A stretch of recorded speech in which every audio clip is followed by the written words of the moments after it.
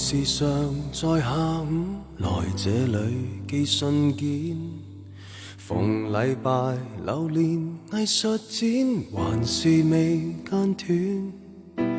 何以我來回巡邏篇，仍然和你擦肩，還仍然在各自宇宙，錯過了春天，只差一點點即可以再會面，可惜偏偏剛剛擦過10年，埋伏過孤單感更赤裸，總差一點點先可以再會面，彷彿應該一早見過，但直行直過，只差一個眼波，將彼此錯過。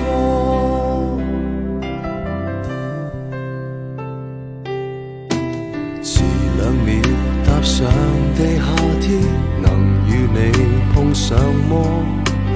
如提前10步入電梯，誰又被錯過？和某某從來未預約，為何能見更多？